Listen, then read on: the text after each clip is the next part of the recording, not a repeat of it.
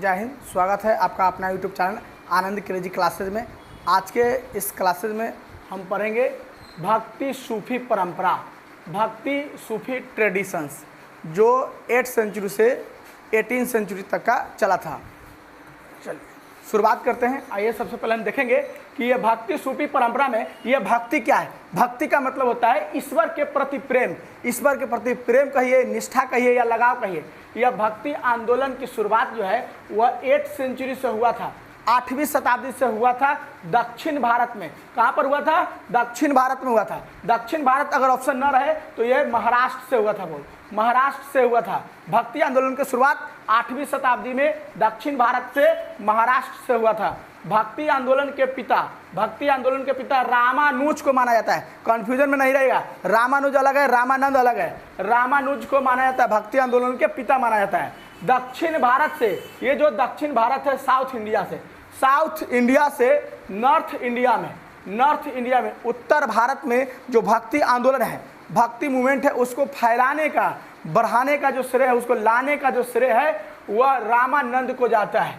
उत्तर भारत में भक्ति आंदोलन लाने का श्रेय, जो क्रेडिट है, वह रामानंद को जाता है। चलिए अब देखिए प्रमुख संत के बारे में बात करेंगे। रामानुज, रामानंद, कबीर, गुरु नानक, अंडाल जो एक महिला संत थी, और वह अलवार ग्रुप का जो विष्णु का फॉलोअर था वह अंडाल, ठीक है, वह उसको अलवार कहा जाता है। उसको अलवार संत या अंडाल थी, ठीक है ना। चलिए आगे देखिए कराइकल और इमैयार जो थी यह नैनार संत थी, महिला संत नैनार थी। और मीराबाई जो कृष्ण की भक्ति करती थी, मीराबाई। तो चलिए ये भक्ति आंदोलन में भक्ति के बारे में हम लोग पढ़ गए हैं। अब आगे देखिए कहता है सूफी के बारे में। सूफी जो शब्द है वह सूफ से निकला है, जिसका अर्थ होता है पवित्र या ऊनी वस्त्र धारण करने वाले लोग, या इस्लाम का एक उदारवादी विचारधारा है जो प्रेम मोहम्मद मिल्लत की बात करता है। इस्लाम का एक उदारवादी विचारधारा है। यह सूफी जो होता था, कौन होता था? सूफी मुस्लिम संत होते थे। सूफी जो होते थे या मुस्लिम संत होते थे। ये प्रेम जीवन में विश्वास रखते थे, प्रेम की बात करते थे, मिल्लत की बात करते थे, भाईचारा की बात करते थे, प्रेम जीवन में विश्वास रखते थे। ये अपने आप को प्रेमी मानते थे और खुदा को प्रेमिका मानते थे। ये सूफी संत। आगे कहते हैं, ये देखिए सूफी जो है वह नाचते गाते भाव विभोर होकर के खुदा में लीन हो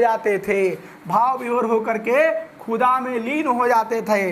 इनके नाच गाने के महफिल को, जहाँ ये नाचते थे गाते थे, उनके महफिल को समा कहा जाता है। और इनके निवास स्थान जहाँ ये लोग रहते थे उनको खानकाह कहा जाता है। इनके निवास स्थान को खानकाह कहा जाता है। तो इस वीडियो में हम अभी देखें भक्ति के बारे में देखें और सूफी के बारे में देखें, ठीक है। तो जो भक्ति परंपरा है वो हिंदू से जुड़ा हुआ है और जो सूफी परंपरा है वह मुसलमान से जुड़ा हुआ है, ठीक है।